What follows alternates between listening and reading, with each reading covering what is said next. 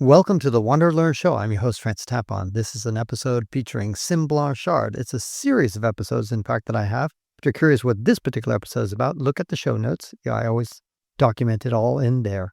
He's a fascinating guy, always fun to talk with. He's always welcome on the show, and enjoy this particular episode with him. Welcome to the WanderLearn show. I'm your host, Francis Tapon. I'm here with Sym Blanchard, who just in 2024 was hiking the Araroa Trail, which is in New Zealand. It goes from one tip of New Zealand to the southern tip of New Zealand, northern to south, or either way. And he was disappointed by it. So Sym, you're here, or we're together here in California. Why did the Araroa Trail suck for you? Well, I hiked about 100 miles of it, and I did the Queen Charlotte part. Hold on. 100 miles out of?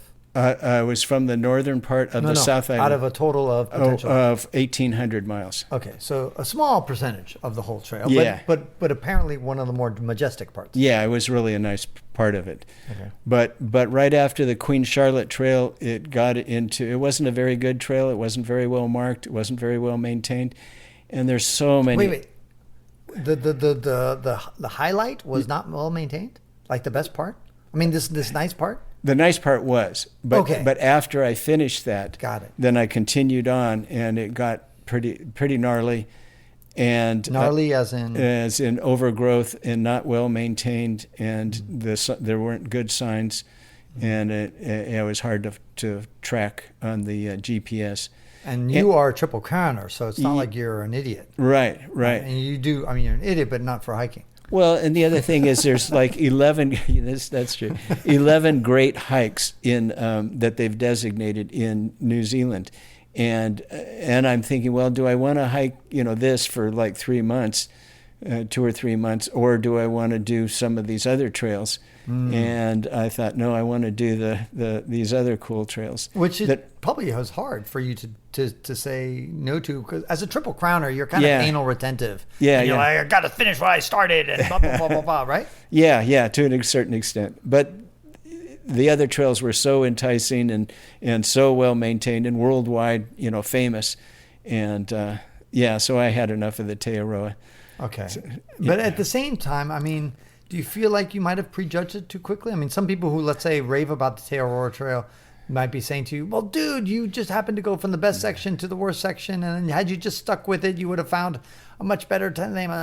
Well, just about everybody I talked with who did the Araroa kind of admit that it's not the best trail in New Zealand. I mean, it's a big accomplishment, and it's great to have done it. But if you want a really good experience, it's probably better to do the other trails first. Oh, really? Yeah. Just as far as a great way to experience New Zealand. Is there a lot of road walking on the Araroa There's Trail? A bit, yeah. There's like a bit. 20%, 10%? I would say so. And a lot of people just hitch that part. Oh, wow. Yeah, and they avoid the road walking. There's sections that are just fantastic. And the part I did, the Queen Charlotte Trail, was very nice. But there's others, the Abel Tasman and the Heaphy and the Milford and the Rootburn. These are all trails that you did? Yeah. That were in that top list? Yes. And you thought that those were spectacular? Spectacular, yeah. Those. It was just a much better use of my time. Got it. Yeah. And then how long did those take? They usually take maybe 3 or 4 days each. Okay. Yeah. And so some of those. You spent like 2 months in New Zealand? 3 months? 3 months. Okay. Yeah. Until your visa ran out. Yeah. And I'd spent 4 months before in 1977 and did a few of the Rootburn and the Milford track. Did you notice a difference in those 50 plus years? Not in the trails. Or in the country? Yeah, the country. Yeah, wow. It's a lot more developed. It's a lot more like the U.S. Mm-hmm. And when I went before, it was a lot more like. Is there McDonald's as good as our McDonald's? Lamb burgers. But their hokey pokey ice cream was great. The honeycomb. They have hokey pokey. Hokey pokey ice cream. Yeah. Really? Yeah. What's it made of? Cow stuff? Honeycomb and vanilla ice cream. But it comes from cow milk. Yeah. Okay. Yeah. When I was hitchhiking around in 1977, there was a guy who would pick up all the hitchhikers and he'd take them over and buy them hokey pokey ice cream. Really? Yeah, and that was the big thing. And they still have it? Yeah. Wow. That was a big thing. So how does it compare to Ben and Jerry's? It's not as good. Yeah, that's right. Take that, Kiwi. Cherries Garcia. That's funny. Okay, and then what other adventures you had in 2000? So anybody who's listening to this, thinking about going to New Zealand, likes to hike, or maybe doesn't even like to hike, what would you recommend seeing or doing in New Zealand? There's a lot of small towns, like in the north. There's Cape Reinga, which there's a 90-mile beach that you can go up. It's pretty cool. There's a Bay of Islands, which is by I can't remember the name, but in the North Island. In the north, yeah. And then the south, there's the Alps. How do you compare these two, North and South Island? South is more rural, and it has more mountainous. They both have great hikes, great trails. North is a little more people, and the south there's more forests, more vineyards. Christchurch is just fantastic. Joan really enjoyed New Zealand. She wants to thinking of moving back. But what do you mean moving back? I mean, if she had to leave the country, she'd want to go to New Zealand. Joan is your girlfriend who was born in South Korea? Yeah, born in South Korea. Raised until what age? Came to the United States when she was like 23. Okay. After marrying a Chinese American. Yes. Who was a military guy. Yeah, U.S. Army. 4 degrees. Yeah. Much smarter than you. Much smarter. Much better looking than you. But somehow I won out. So, she would, she lived, raised her family in Vallejo, California. And that's in Northern California. Northern California, yeah. The Bay Area. But she was with me for a month in New Zealand, and she loved it. Did you know, by the way, fun fact, totally off topic, that Benicia was supposed to be the metro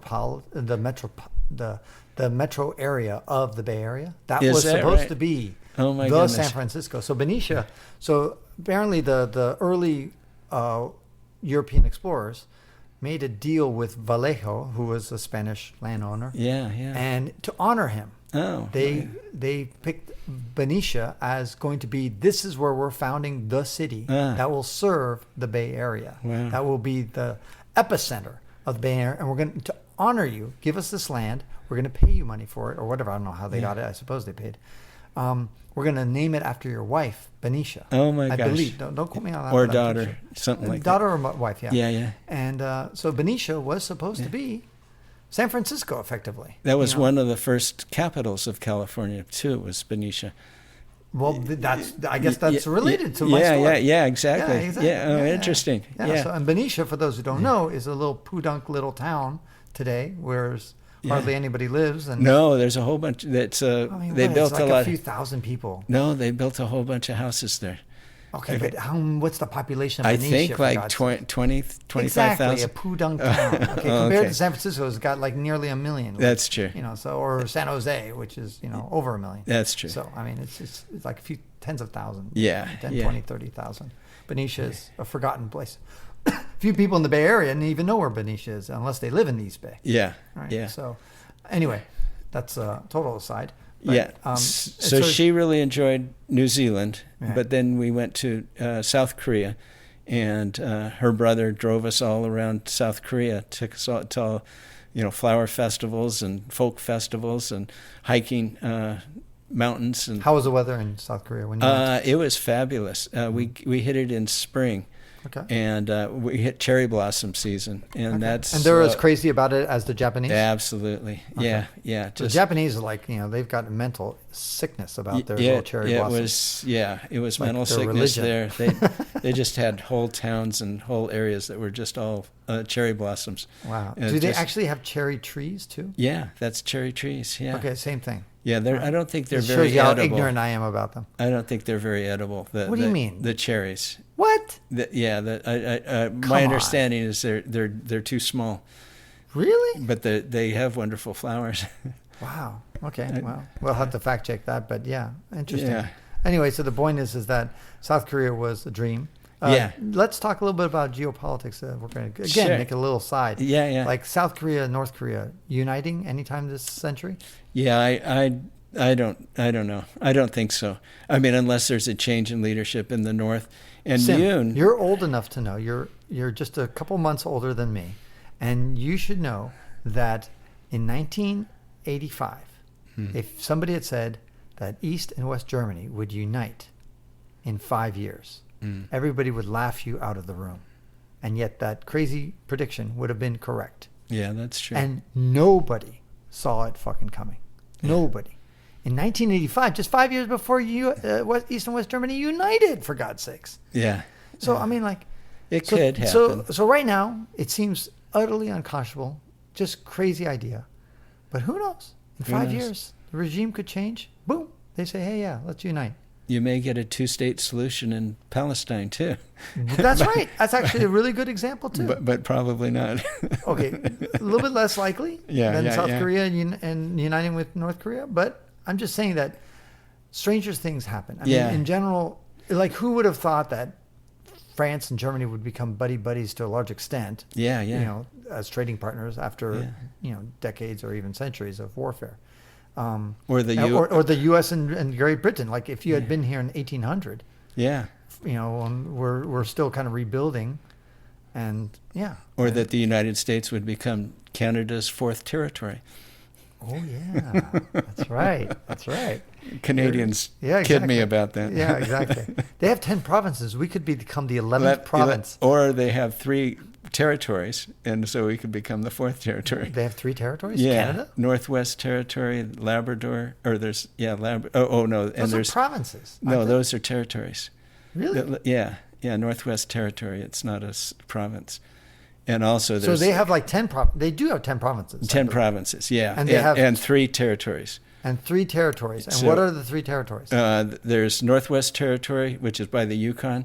And then there's 2 that are like, not Sami, but Aleutians, Eskimo. Okay. Yeah, and they're in different Inuit. areas. Like Inuit, yeah. Okay.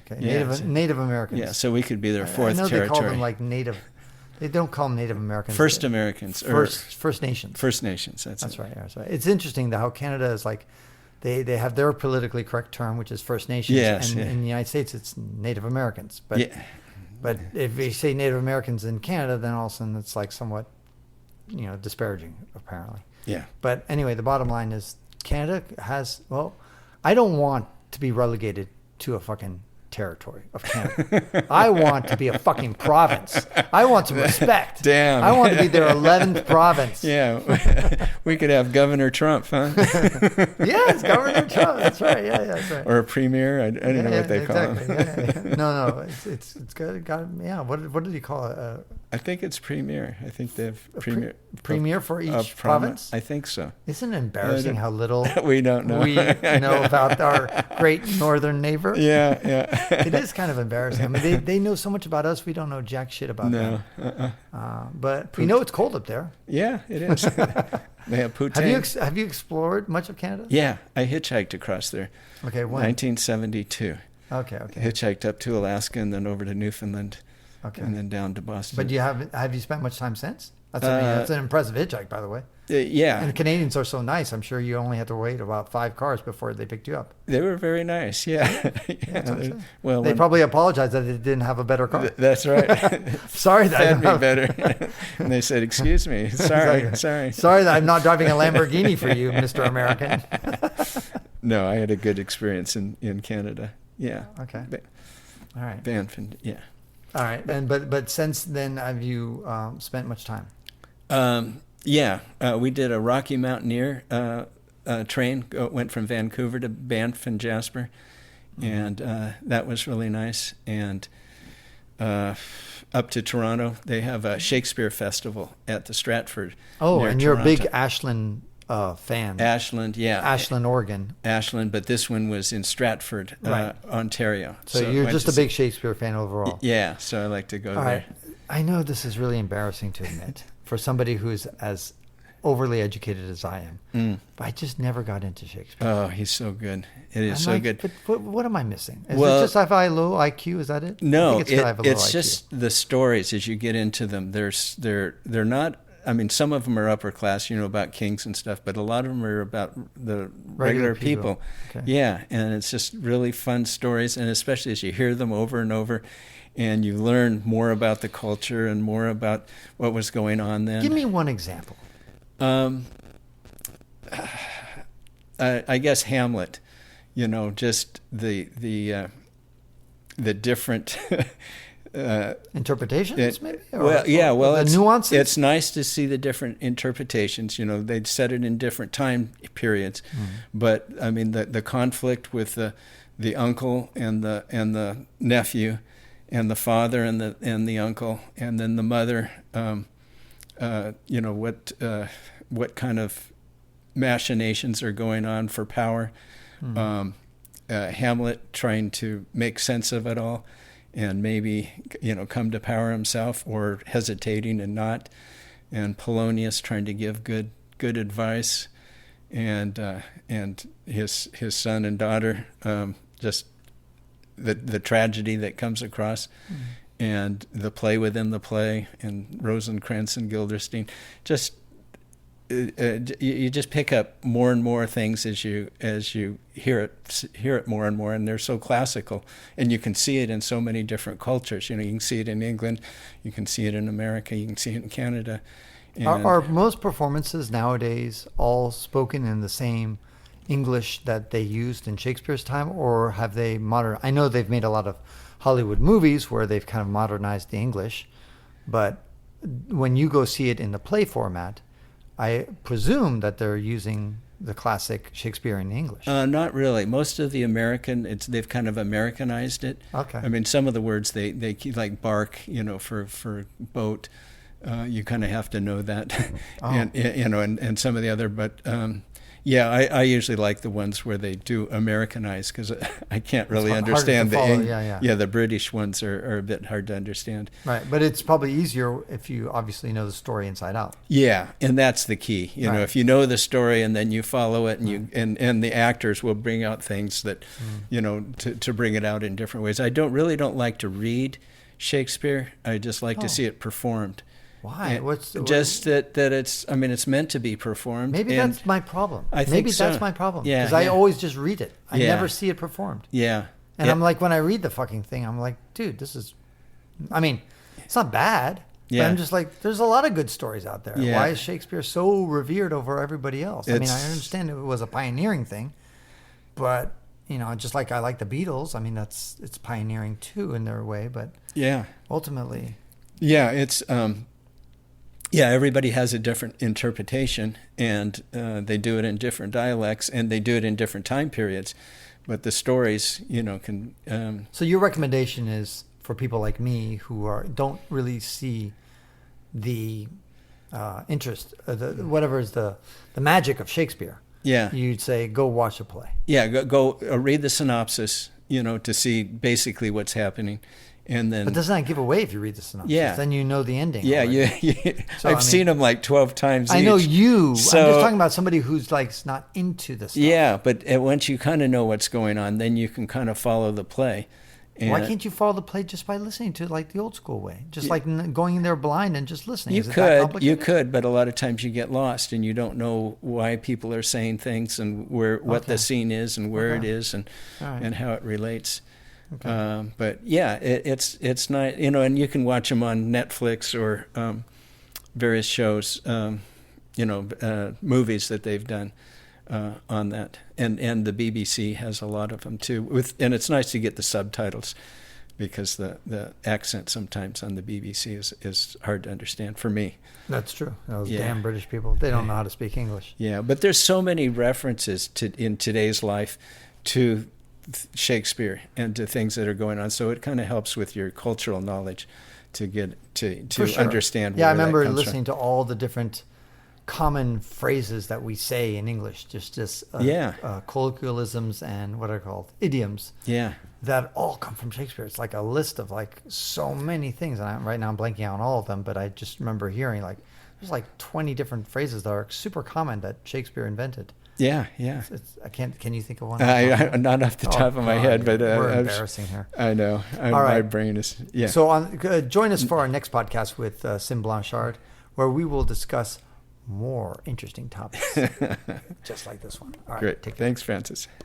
And that ends this episode of the WanderLearn podcast, where we explore travel, technology, and transformation. If you'd like to see the show notes with links to what we've talked about, go to wanderlearn.com and click on this episode. If you'd like to connect with me, just remember F ftapon. That's my first initial and my last name. ftapon is always my social media username. My website is ftapon.com. Do you want to leave me an anonymous voicemail where you can make a comment or ask a question? Then go to speakpipe.com/ftapon. Furthermore, if you'd like to get rewarded for supporting my projects, then go to patreon.com/ftapon. That's where you can pick up some remarkable rewards for as little as $2 a month. Now, 5 quick favors. Number 1, subscribe to the WanderLearn podcast. 2, download it. 3, share it. 4, review it. And 5, sign up for my newsletter at wanderlearn.com. Our theme music was composed by Eric Stratman. This is Francis Tapon, encouraging you to wander and learn.